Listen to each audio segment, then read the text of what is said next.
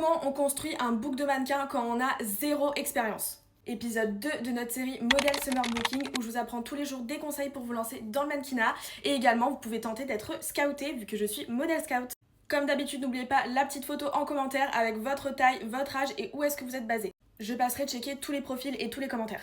Pour ce deuxième épisode, on va parler des books, la chose la plus importante dans le mannequinat. Sachez qu'un bon book, c'est vraiment un appel au très bon casting et au très bon job. Vous avez zéro expérience, c'est-à-dire que vous vous lancez ou alors que vous n'avez pas encore fait de job. Comment on construit un book? Déjà, première chose, ça va être les photographes.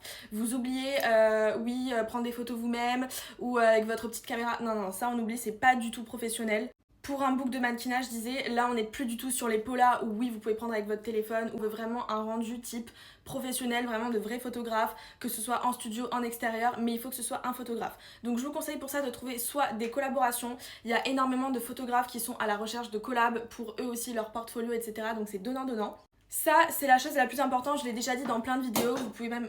Il y a mon truc qui est tombé, bref. Je disais, je l'ai déjà dit dans plein de vidéos, la deuxième chose que je vous conseille que pas tout le monde ne dit, c'est ok, au début ça va être gratuit, mais c'est de faire du contenu, des shootings pour les créateurs de votre ville ou vers là où vous habitez. Je dis n'importe quoi, mais moi j'ai coaché une mannequin il y a pas longtemps et en fait elle habite sur la Côte d'Azur, nous on habite vers Nice, sur Cannes, donc on est allé voir ensemble tous les créateurs, tous les designers et on a proposé des shootings photos à ces designers, certains en plus étaient connus, travaillent avec des stars, etc. pour le festival de Cannes. Et on a proposé ces services en tant que mannequin, en tant que shooting photo. Donc au début, bien évidemment, comme je dis, c'était pas rémunéré étant donné qu'elle n'est pas en agence. Mais ça lui a permis d'une pierre deux coups déjà de faire des très bons contacts. Et l'année prochaine, je peux vous dire qu'elle a une place pour le festival de Cannes et pour un shooting pendant le festival avec un designer très connu.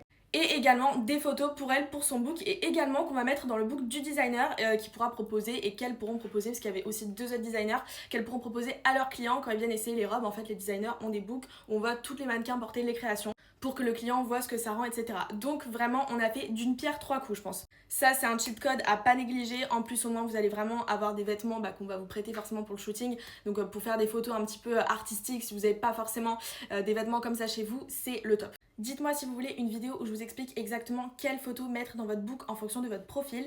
Et si vous avez encore des questions, comme d'hab, direction les commentaires.